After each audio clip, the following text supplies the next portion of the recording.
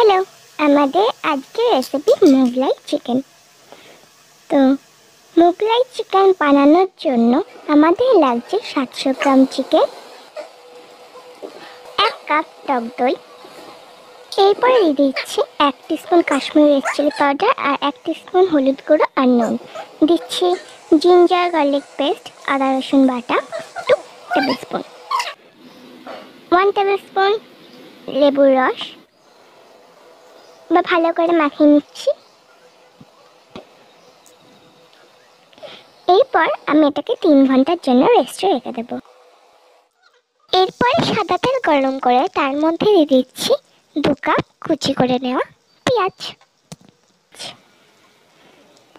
আমি এটা বেরেস্তা বানিয়ে নিচ্ছি, দেখুন আমি কিরকম বেরেস্তা বানিয়েছি। এরপরে হামানদিস্তায় নিয়ে নিচ্ছি জিরে, এলাচ, দারচিনি আর গোটা গোলমরিচ, লবঙ্গ। এরপর একটু পিষে নিচ্ছি। এরপর তেল গরম করে তাতে তেজপাতা আর পিষে নেওয়া মশলাগুলো দিয়ে দিলাম, এগুলো একটুখানি ভেজে নিচ্ছি।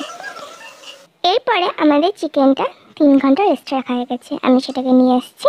আমি গরম তেলে দিয়েছিলাম, সেগুলো একটুখানি ভাজা হয়ে গেলে আমি চিকেনগুলো দিয়ে দিচ্ছি। একটু খুন্তির সাহায্যে এভাবে ওলট পালট করে দিচ্ছি। এবার ঢাকা দিয়ে দিচ্ছি 5 মিনিটের জন্য। 5 মিনিট পরে দেখুন চিকেন থেকে জল বেরিয়েছে।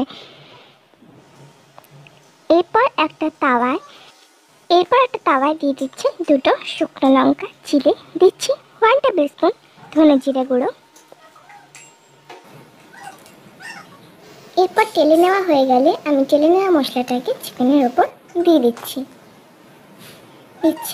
Red chilli powder 1 teaspoon, Kashmiri red chilli powder 1 tablespoon. এরপরে দিয়ে দিচ্ছি কাজু বাটা 1/2 কাপ।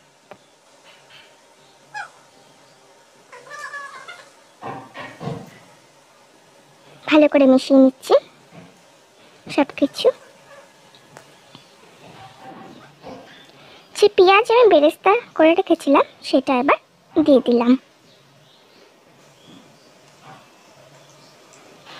এবার একটুখানি নাড়াচাড়া করে নিচ্ছি।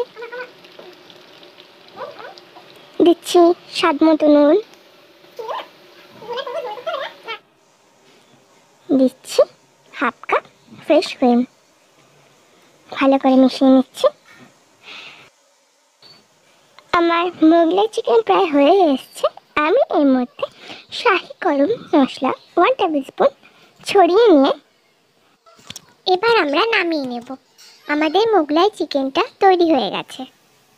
আমি এই মোগলাই চিকেনটা পরোটার সাথে খেয়েছি, আপনারা যে কোনো কিছুর সাথে খেতে পারেন। আপনাদের যদি রেসিপিটি ভালো লাগে তাহলে লাইক, শেয়ার আর সাবস্ক্রাইব করতে ভুলবেন না। Thank you.